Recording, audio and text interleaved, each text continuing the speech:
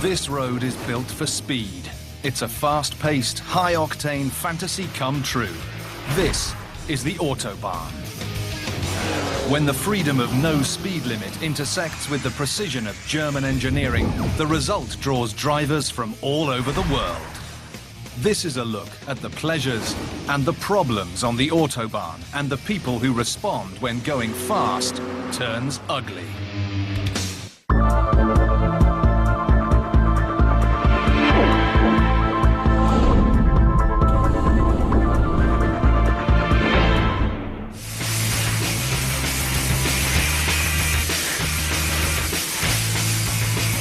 Hitting the road.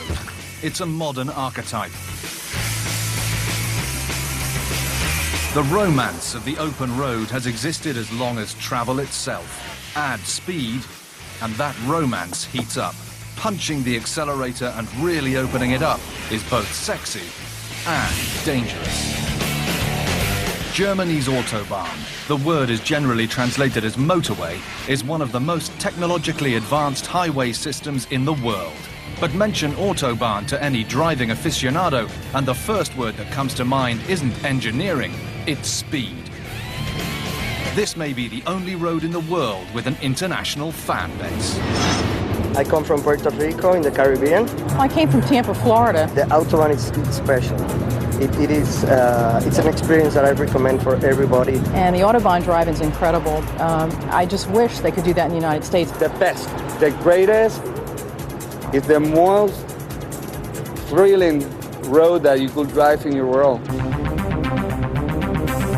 So thrilling, in fact, that this guy might have got a little carried away. Kurt Lotterschmidt built his Autobahnmobile from the ground up. And he estimates he spent more than €1 million, yes, you heard right, €1 million on it. Yeah, I am completely crazy. Yeah. This was always my dream, to make a car completely myself. This car, called of all things the low-tech, is so fast, Kurt had a custom speedometer built for it. The car goes maximum, it's possible 400 kilometers, but the tires is only allowed 380. But I have the power to go 400. And when Kurt is cruising at those high speeds on the Autobahn, this car just looks like it's saying, "Get out of my way."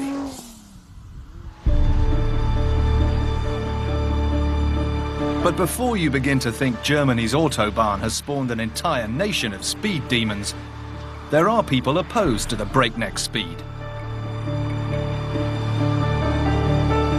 Peter Seewald is the president of the Regensburg chapter of the VCD, the Verkehrsclub Deutschland, which is the traffic club of Germany. We have about 6,000 people killed in Germany every year by traffic. Officials say it's much better than in the 70s. In the 70s we had about 20,000 people killed. Of course 6,000 are much better, but it's shocking. For me it's really shocking that the government says 6,000 people killed in every year are an improvement.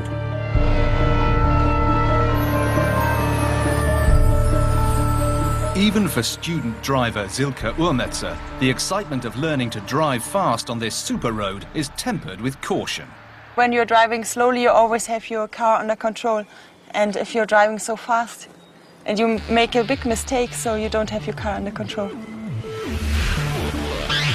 Being out of control is the horrific flip side to the exhilaration of traveling at super speeds.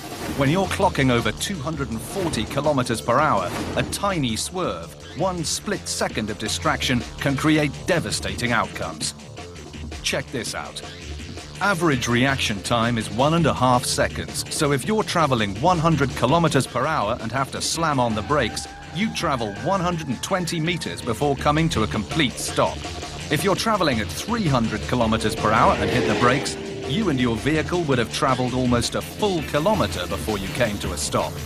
The results are indisputable. High-speed impacts on the Autobahn are a nightmare. Helicopter rescue pilot Roland Benning. For example, if you drive very fast through a wall, an airbag is useless. So I would say with 200 kilometers per hour, the airbag is useless, yes.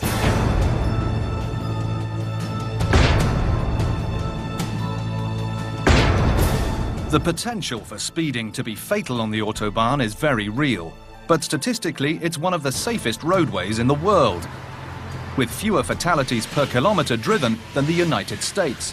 How can that be? Well, Germany deals with the paradox of its super sexy and super dangerous highway with numerous innovations, services and people.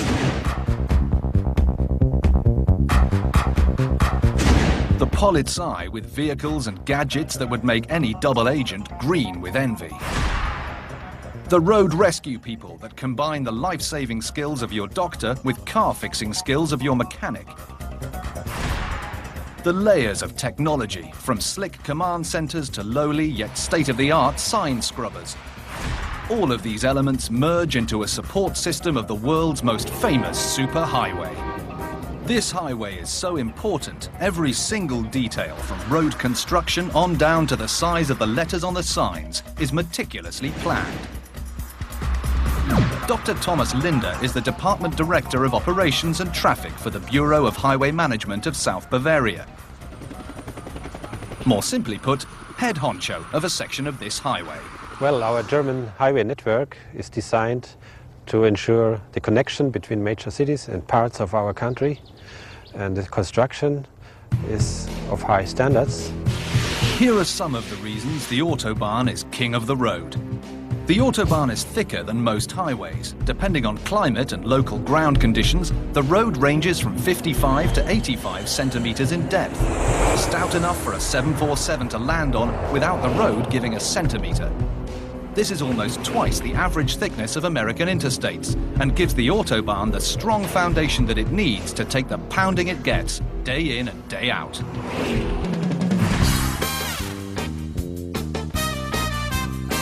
Another thing that helps make this road superior is one of its most unique features. It's also one of the main reasons you can safely travel so fast on it.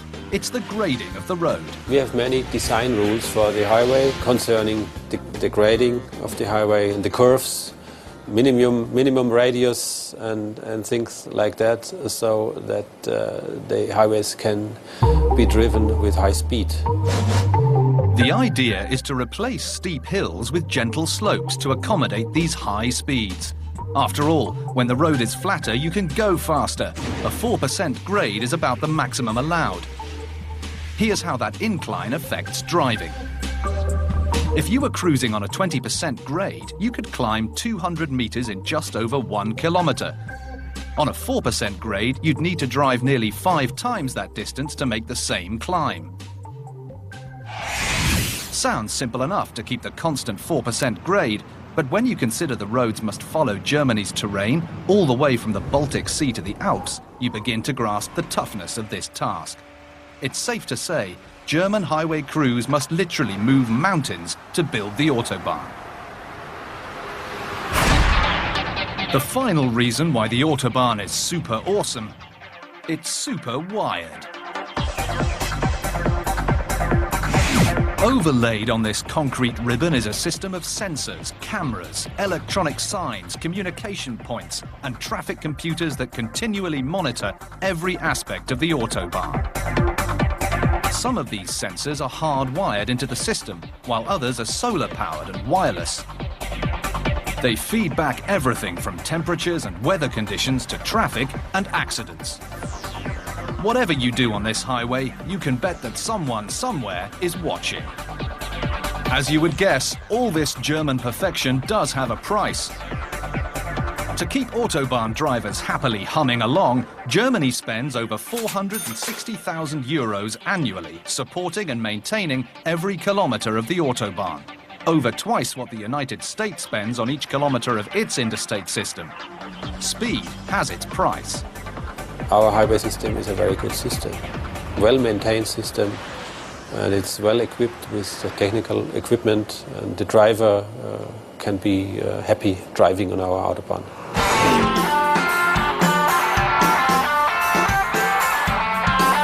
happy may be a bit of an understatement. For those who are driven to drive, the Autobahn is the road to nirvana. It's incredible. You have to experience it. The unlimited driving is just something that people in the United States, we just dream of. Here, it's a reality.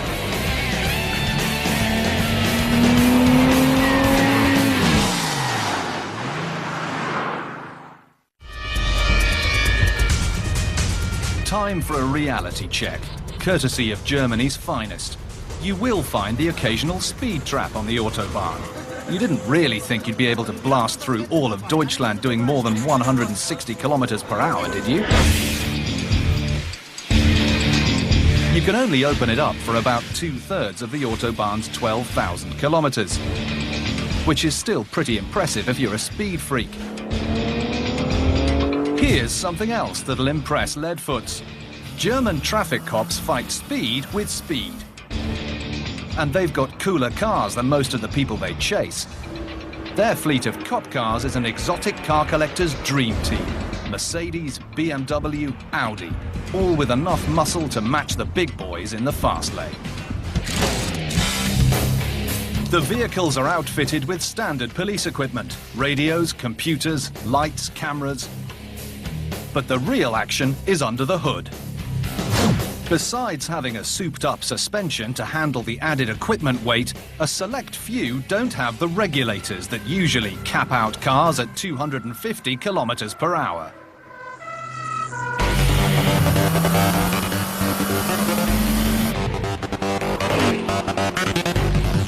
This is one of the reasons German police cars need that extra power. There's a family in Pfaffenhausen whose business is building cars that push the limits of speed.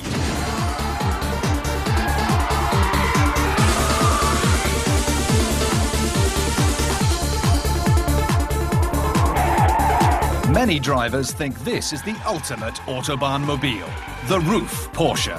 The Ruf family has been in the car business since 1939 and evolved from simply providing auto maintenance to full customization of Porsches. In 1981, Alois and Estonia Ruf began manufacturing their own cars based on the Porsche chassis. Their handmade supercars are considered among the finest in the world. We are the only country left in the world where we have the freedom of driving on our Autobahns. And our cars are made to outperform any other car in the world. These are the German cars in general. And we, as Ruf, we take the best car that there is, which is the Porsche, the best sports car, and we bring it to another level.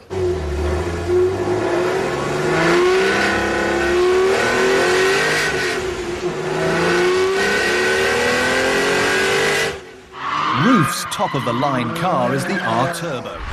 Constructed on a Porsche 996 turbo chassis and redesigned from the ground up, it's a machine all about the Autobahn enthusiast.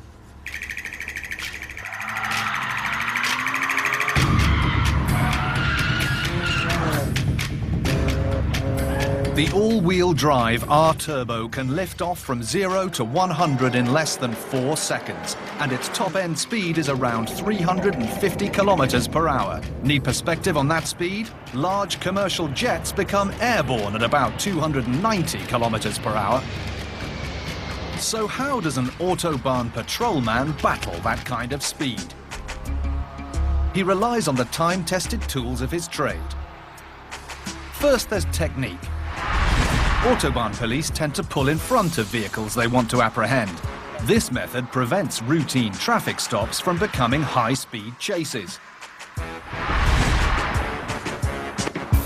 Then there's technology. Many commercial vehicles have telegraphic speed recorders mounted inside.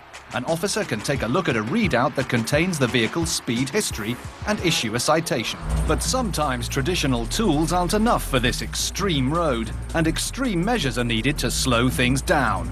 How do German traffic officers train for super speeders? They play video games. This is a specialized police driving simulator, located at the police training center in Sulzbach, about 200 kilometers north of Munich. This may be the only high-speed driving simulator of its kind in the world. It's built like an aircraft flight simulator. but stocked with an operational police-issue BMW. It has a huge wraparound screen and even has displays in the mirrors for the full effect. The simulator can replicate all kinds of driving situations, from small towns to country roads to urban congestion and high-speed runs on the Autobahn. For trainees, understanding how people will react is crucial. During extremely fast pursuits, sirens are ineffective because drivers going top speeds can't hear them. And by the time drivers see the flashing blue lights in their mirrors, the police are already about to overtake them. Extensive simulator training hones reaction times to split seconds and forges vehicle handling skills far beyond those of an average driver.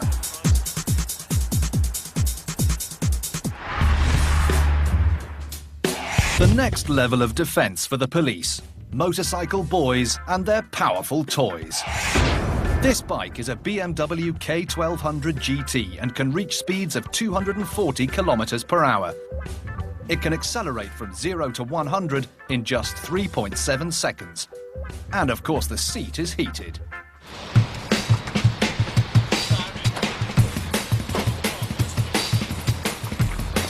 Patrolling the Autobahn by bike rates about an 11 on the 1 to 10 scale of hot jobs.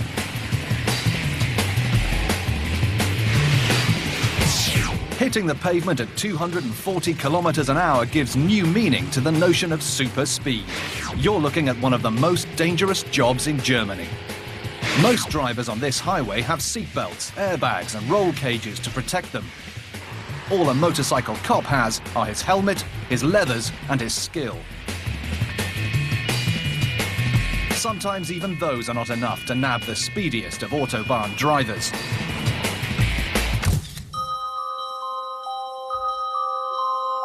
So the police have added another, more stealthy tool to their bag of tricks. High-tech spy gear that ensures Autobahn drivers follow the rules of the road, even when the police aren't watching. This method is called photo enforcement, but it's more like Big Brother hits the highway. Undercover vehicles parked alongside the road, as well as signs and underpasses, are equipped with cameras. These hidden cameras snap pictures of speeding vehicles. The images are processed and the negatives go into a computer system. This system then digitally enhances the picture to create a clear image of the plate. After that, it scans for the driver's face in the offending vehicle and enhances that image. Then it marries both images, and that's sent along with a citation to the driver, who thought he'd got away with it. So if you speed on the Autobahn, be sure to smile. Photo enforcement works because it's invisible. Let's face it, who hasn't taken their foot off the gas when they glimpse a marked police car? But police know that drivers often press their luck and their accelerators once they're safely past the patrol car. That's where the undercover patrols come into play. This posse of plain-clothed officers makes use of some high-tech gear, like concealed video cameras and laser speed sensors. The undercover division employs some low-tech solutions as well. For instance, they had no worries about letting us shoot their license plates because they'll have swapped them for new ones by the time you see this program. Out on the road and enmeshed in traffic, these cops cruise the fast lane looking for lawbreakers. Once a speeder has been identified, the undercover officers top their car with a blue light and try to pull alongside the offender. Now, assured of eye contact, they wave a paddle or stop signal device at the driver, which instructs the driver to follow them and pull over. The officers then issue citations just like anywhere else. But these citations are often a little more exciting than doing 40 in a 20 zone. The fastest car that I've followed was going 245 kilometers per hour in a 120 zone.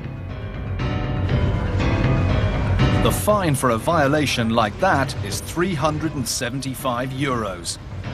A driver caught doing this would also get his or her license suspended for 3 months. Undercover cop work can be thrilling anywhere. On the Autobahn, that thrill can quickly turn to white-knuckle terror. Whenever we're driving at high speeds on the Autobahn, it gets really dangerous.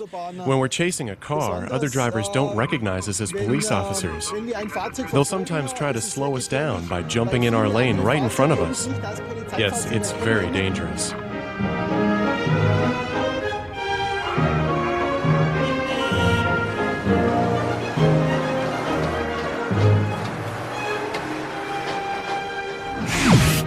Even though the Autobahn is one of the fastest places on Earth, under the watchful eye of Germany's police force, it remains one of the safest roadways in the world.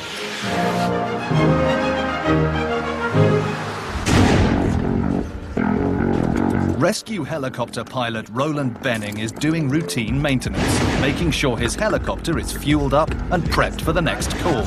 It looks very stressless what we are doing now. But in 1 second it could turn around 180 degrees, you know.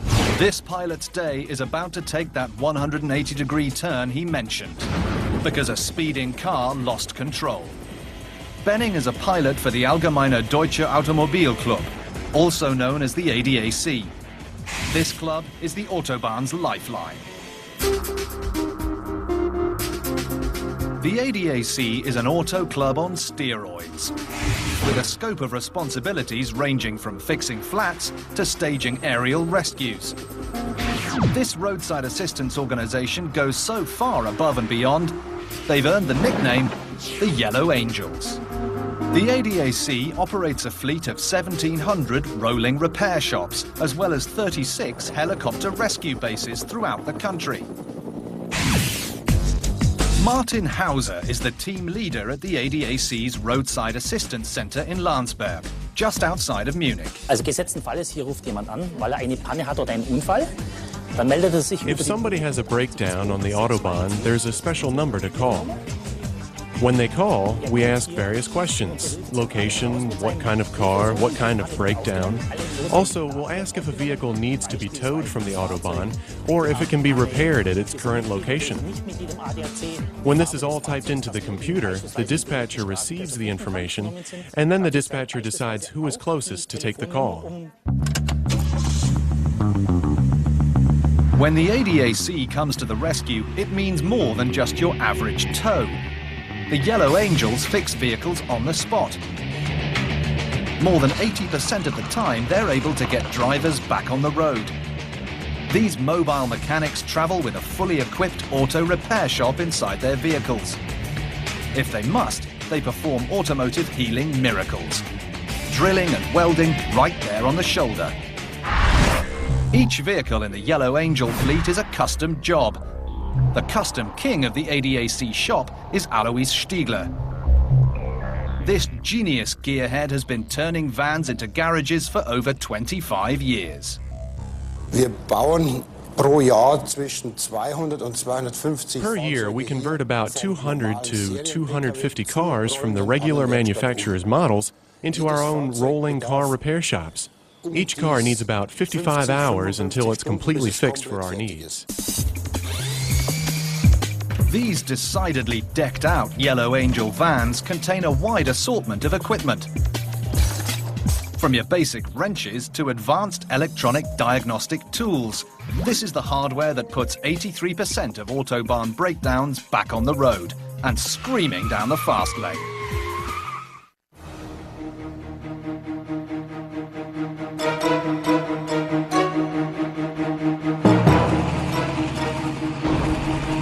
There is another major difference that sets the ADAC apart from any other auto club in the world. These angels aren't stuck on the ground. Given the high speeds driven on the Autobahn, when crashes do happen, they can be disastrous.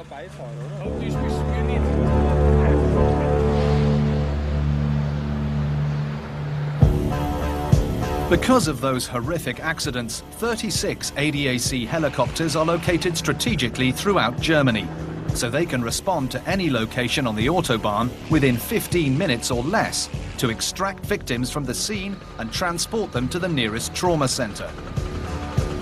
This system, developed for the Autobahn, has proven to be so effective in saving lives that the German model of trauma response has been replicated worldwide.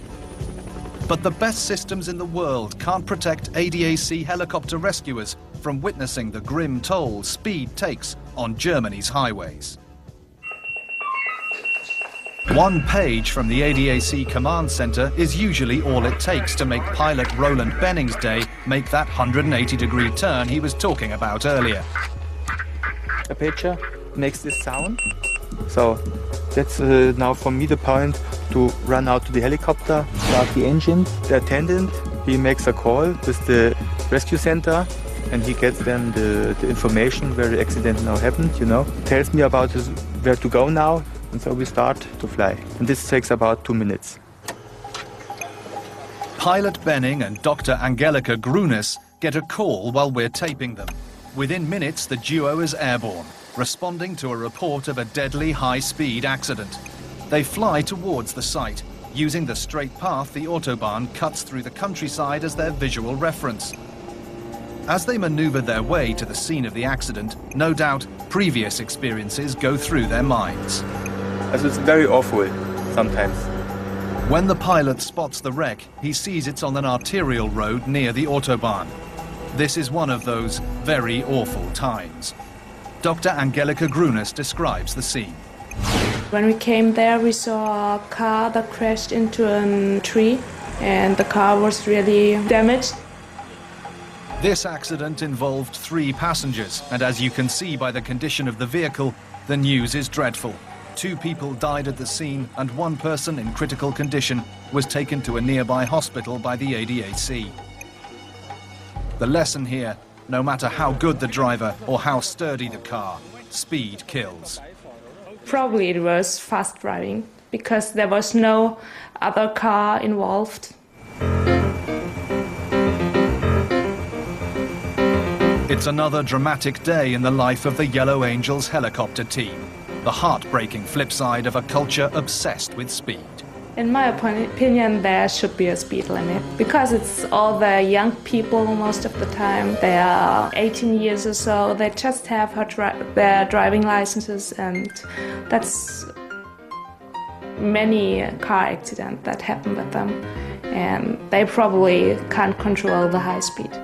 For pilot Roland Benning, the end of this hard day's work requires reflection. Really, if you see something awful, legs and arms, you know, so some child dying now in your arms, you know, so you have to to talk a little bit after the mission about that, what happened, and it makes for you a good feeling, you know. It's the only way he can ensure he's able to take to the skies tomorrow and able to hope for a happier ending. In Germany you said you don't eat it inside, you know. You have to talk about it, that it should become out, you know. And that's a better feeling for you to go to bed and sleep very well and be fit for the next mission, you know.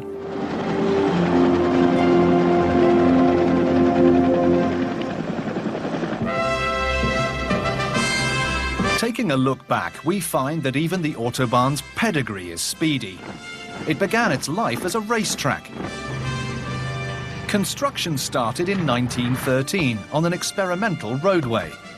This 19-kilometer highway was built in southern Germany and initially used as a speedway. The Autobahn system has been expanded greatly since the 1930s. That happened because people realized that it's much easier to travel on the broad, smooth roads of the Autobahn. They allow for higher speeds.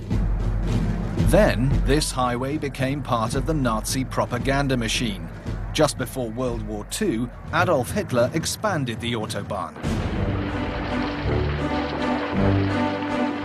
It was intended to be both a massive public works project and a public relations move, to display for the world a shining example of German engineering and superiority. By 1942, the Third Reich had constructed over 3,900 kilometers of highway and had connected most of the major cities in Germany.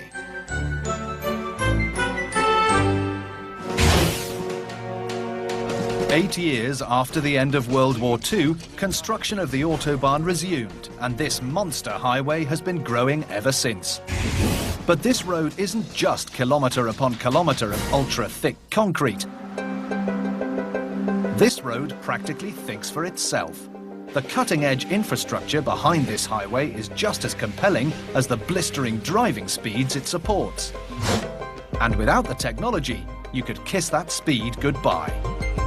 You're about to go behind the scenes into one of the nerve centres of the Autobahn. They're called command centres, and this one is located in Munich. This particular centre is directly responsible for over 1,200 kilometres of the Autobahn, some of the busiest roads in Germany. One of the chief jobs of this centre, preventing the dreaded Stau. Stau, very roughly translated from German, means traffic jam that's so bad you want to tear your hair out. The average traffic on our highways in Bavaria is about 45,000 vehicles per day.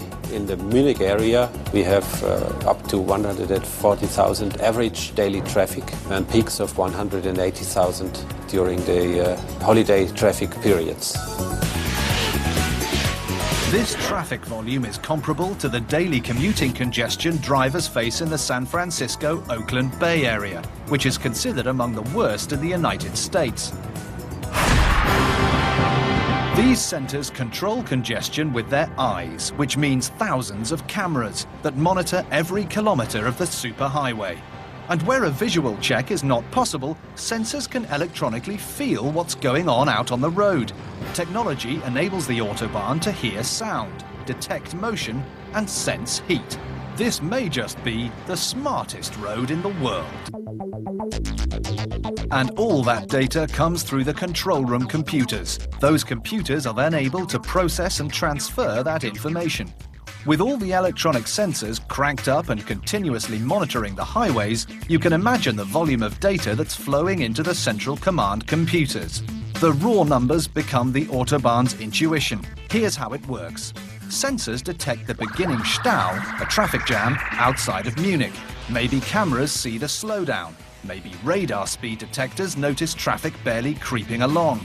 A command center computer crunches the numbers, then relays a set of instructions to the electronic road signs in the slow traffic area. Suddenly, symbols flicker and change on an electronic sign. The Autobahn's shoulder becomes an extra lane. Traffic is now moving along at its usual breakneck pace, all done under computer control.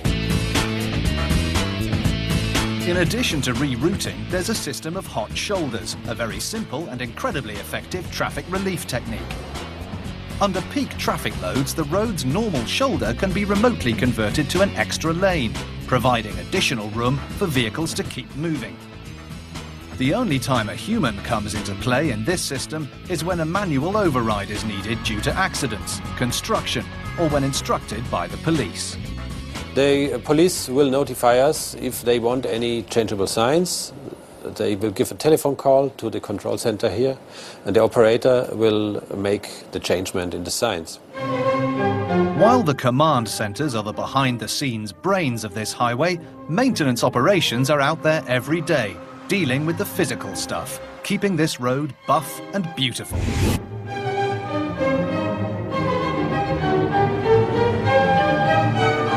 Maintenance is what ultimately earns the Autobahn its glowing reputation. Each and every day, thousands of specialized vehicles across Germany work round the clock to make sure the roadways are safe and in perfect driving condition. That means winter service in winter, that means mowing in summer, this means small repair works of the road markings or the safety stuff on the other side. Even if there are accidents, the people go out and help with the repairs on the roadside.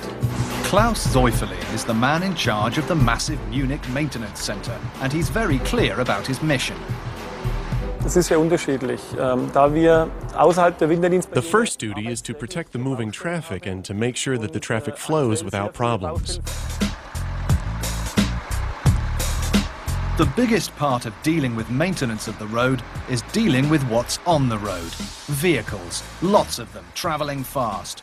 Workers rely on specialized vehicles to ensure their margin of safety. Beim Absichern von Arbeitsstellen verwenden wir eben diese fahrbaren Absperrtafeln. Wir nennen diese. For people working with that equipment, it's very dangerous, not just for them, but also for the drivers on the Autobahn. And to protect themselves, they need special equipment. This vehicle has only one purpose: to keep flesh from meeting fender. It diverts traffic around lanes that are being worked on, and it's equipped with special energy-absorbing materials. These materials absorb the impact of a high-speed collision, protecting the workers from serious injury. There are plenty of other specialized vehicles used by these maintenance workers, like the versatile Unimog. With its Mercedes drivetrain and an almost infinite supply of attachments, this contraption can do many jobs. This particular Unimog speciality is washing roadway side markers. There's a large, expensive machine for every task imaginable on this highway. But the best part of maintaining the Autobahn is probably being paid to cruise it. Die Sicherheit und Leichtigkeit des Autobahns. The duty of each Autobahn crew is to check the conditions on the roads they're responsible for. So every day, they drive through the Autobahn alone to see what's wrong and what might happen. And they look for precisely those spots that need repair.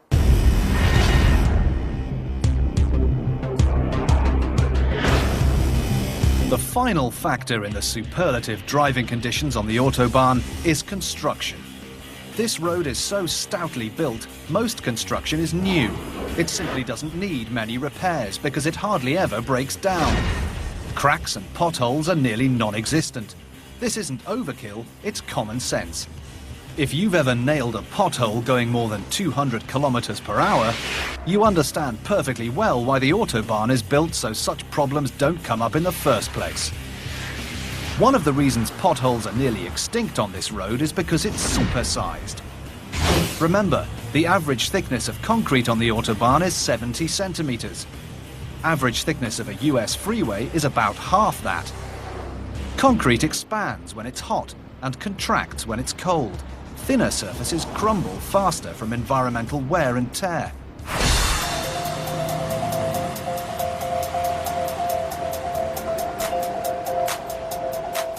Another reason the Autobahn doesn't crack is that its construction allows it to shed water fast. Ironically, this is the main cause of wear and tear on the Autobahn. Rain does far more damage to this road than millions of tires traveling over 200 kilometers per hour. Engineers prevent erosion damage by tipping the entire Autobahn. Here's how it works. The road is sloped 2.5% to one side, which enables water to drain to that side. Then, after filtering through a layer of porous concrete, the water flows through a network of pipes until it reaches designated reservoirs. The runoff is contained there to protect the environment from the pollutants it contains.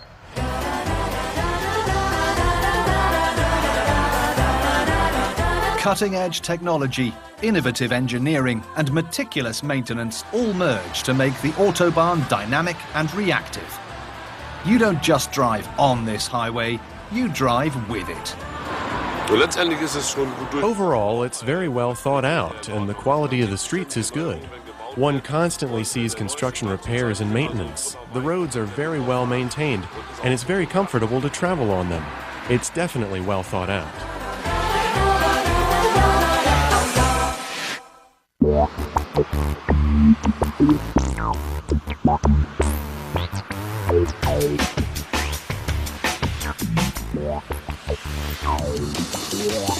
Germans love their cars. Who wouldn't if they had the Autobahn to cruise on?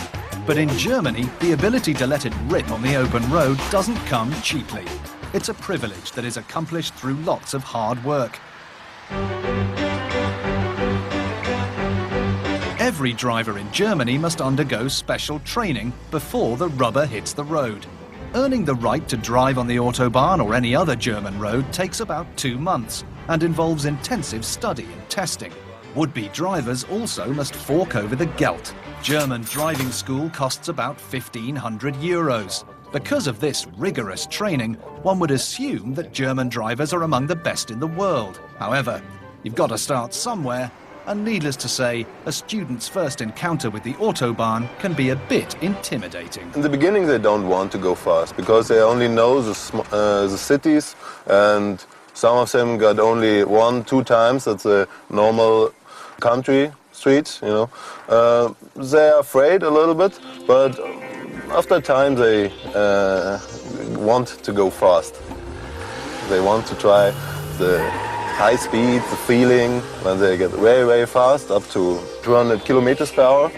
Driving instructor Florian Ulleveit has taught hundreds of students how to master this highway.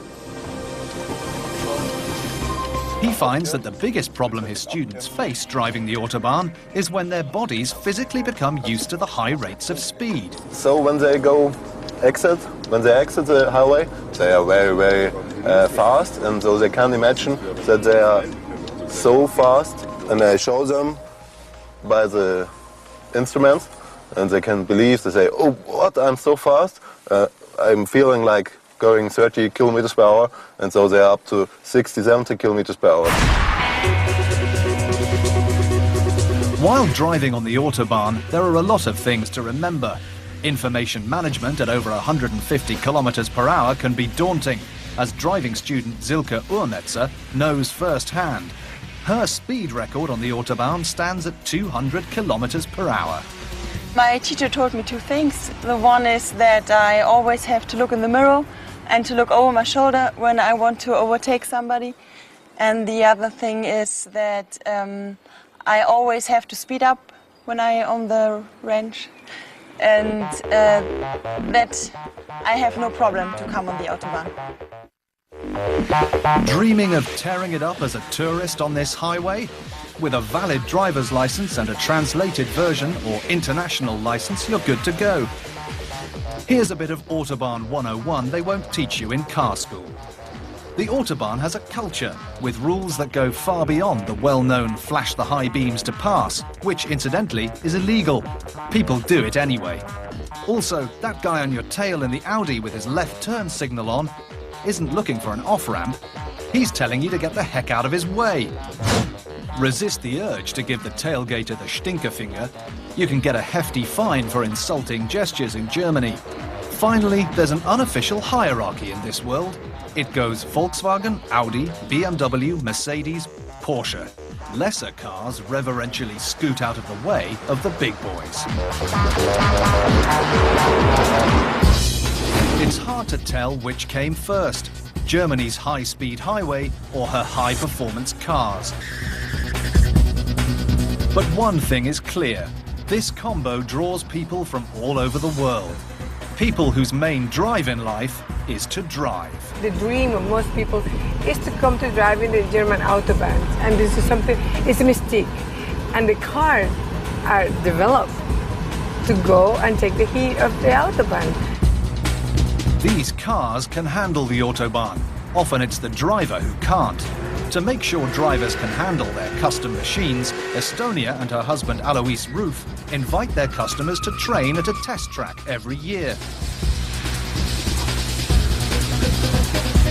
When you lay down nearly 200,000 euros for a custom Porsche, you're entitled to some perks. People come from any place in the world, be it from Brazil, United States, from all the European countries, it doesn't matter. You know, they all come, they all show up, and everybody wants to have fun. And every grown-up suddenly becomes a kid. Because of the Autobahn, Germany is one of the few places left in the world where the line between car and driver becomes an exhilarating blur. How can I describe it? This feeling of becoming one with the car, you know? You, the driver, and your car becomes one. This couple has been helping drivers become one with their cars for more than 20 years. Watching them take their Sunday drive to over 250 kilometers an hour on the Autobahn, it's obvious that the Roofs have a special relationship with the road. What we're trying to achieve is what the customer will try to achieve, which is the maximum power and the maximum speed that the car could achieve. And then, you know, we try to get out there, and I read the numbers and say 320, 328, 329, 330, And then, we're out there. Then the car is performance. Because performance is not only how fast you can go, it's also, are you going to be able to stop? Estonia Roof isn't always the co-pilot. Sometimes she slips into the driver's seat. She helped design the €75,000 entry-level Roof 3600S. To her, these custom-built cars are more than just a way to get from place to place. They're a work of art. All this is like an orchestra. A car is like an orchestra. When one is out of tune, then the rest cannot perform. You could have a fantastic musician, and if just one violin throws a note away, then the whole concert is out. And the same thing with the car, and that's what we're trying to find. Is the car performing right? Are the brakes for this speed, will be able to stop the car in the second that we need to do it? Is the transmission powerful enough? Is the suspension helping? Is it too jumpy? So we're always in the pursuit of trying to find this out, and I have learned a lot about that, and I find myself talking about cars and saying words that I surprise myself, to be honest. She rides with me and she knows and realizes if there's something in the suspension that is different, or she says, oh, this car doesn't feel right, something is not in order. She would know as a passenger, which I'm very proud of.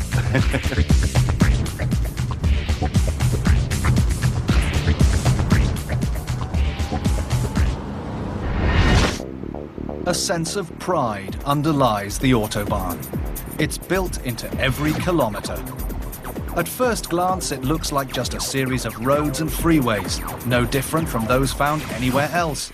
But after peeling back the layers to see what really makes the Autobahn work, an astonishing new appreciation for precision and expertise comes to light. From the men and machines that meticulously maintain this remarkable highway to the innovative high-tech operations that connect and control it, all systems, equipment, technology and people come together to operate this one-of-a-kind roadway. And if you look just a bit deeper, all of those ingredients seem to merge together and go down one road, the road that leads to the freedom to drive fast.